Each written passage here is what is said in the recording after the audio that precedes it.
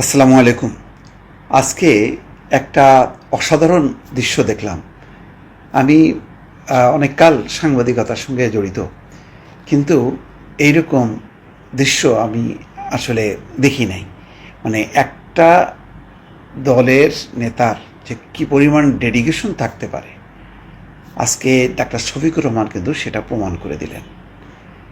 তিনি অসুস্থ হয়ে ঢলে পড়ে গেলেন, আবার উঠে দাঁড়ালেন, বক্তৃতা দিলেন, আবার পড়ে গেলেন, কিন্তু মাইক্রোফোন তিনি ছাড়েননি। তিনি বক্তৃতা শেষ করেছেন এবং শেষ সময় তিনি বলেছেন, অনেকেই আমাকে বলেছেন যে বক্তৃতা শেষ করেন, আর বক্তব্য দেবেন না, আপনি অসুস্থ হয়ে পড়বেন।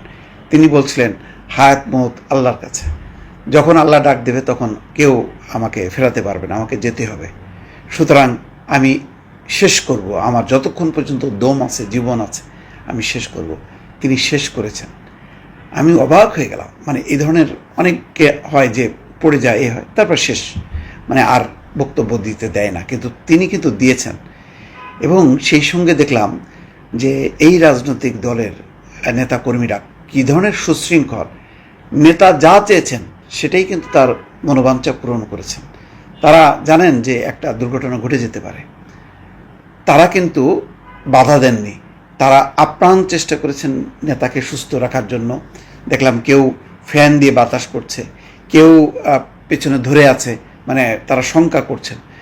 এবং এত বড় সমাবেশে কোনো উচ্ছৃঙ্খলা দেখা যায়নি, একদম শৃঙ্খলার সাথে পুরো বিষয়টা তারা নিয়ন্ত্রণ করলো। এবং দেখলাম শেষে একজন ডাক্তার এসে, নিশ্চয়ই দলীয়, সে তার বিপি চেক করছে, অর্থাৎ তার যে প্রেশার কত ফল করলো, কী অবস্থায়। মানে এইরকম একটা উদ্বেগ, উৎকণ্ঠার মধ্যে কিন্তু ডাক্তার শফিকুর রহমান শেষ পর্যন্ত বক্তব্য দিলেন। তার বক্তব্যের আমি বিষয়বস্তু বলবো না, দুর্নীতি মুক্ত সমাজের কথা বলেছেন যে আগের এই একই অবস্থা বহাল থাকবে, সেজন্যই কি আমরা এই পরিবর্তন ঘটালাম, এই জন্য কি এত জীবন গেল। সবচেয়ে বড় কথা হলো যে তিনি বলছেন, আমি যতটুকু শুনেছি, আরও অনেক কথা বলেছেন, আমার সবগুলো মেমোরিতে নেই।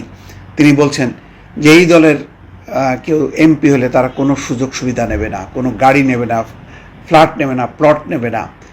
এবং তিনি দুর্নীতির বিরুদ্ধে এক ধরনের জিহাদ ঘোষণা করলেন, একটা রাজনৈতিক কমিটমেন্ট। সবচেয়ে বড় কথা হলো, দেখেন এই অবস্থায় যখন কি তিনি প্রথমেই পড়ে গেলেন, একদম চোখের সামনে দেখলাম, আমি মানে নিজে দেখছিলাম টেলিভিশনের লাইভটা, হঠাৎ করে দেখলাম যে পড়ে গেলেন। আমি ভাবলাম যে মানে তাকে সরানো হবে, দ্রুত হাসপাতালে নিয়ে হবে, না, ওই চিন্তা করেননি।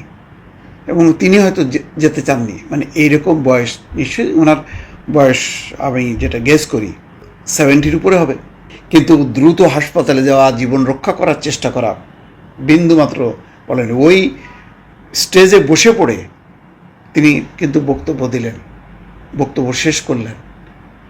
তিনি যেহেতু দাঁড়াতে পারলেন না, প্রথমবার যখন কি পড়ে গেলেন, দ্বিতীয়বার উঠলেন, আবার যখন পড়ে গেলেন, তখন বসে বসে তিনি বক্তব্য দিলেন। এবং কোনো সমাবেশে বিশৃঙ্খলা নেই, স্টেজেও বিশৃঙ্খলা নেই। যাদের সহযোগিতা করার জন্য আসার দরকার, তারা দ্রুত ছুটে এসে তাকে সহযোগিতা করলেন। এটা এইরকম দৃশ্য মানে এই ধরনের বড় রাজনৈতিক সংগঠনে মানে দেখা যায় না। এখান থেকেও জামাতের এই ভালো দিকটা শিক্ষা নিতে পারেন। আমি অনেক তাদের নীতিগত অবস্থান বা অনেক বিষয়ে আমি বিতর্ক করি, আমার সেটা পছন্দ হয় না, সেটা অন্য বিষয়।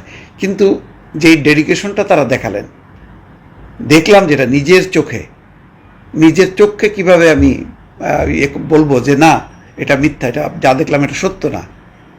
এত বড় আত্মপ্রতারণা করতে পারবো না। নিজের চোখে দেখলাম এই ডেডিকেশন।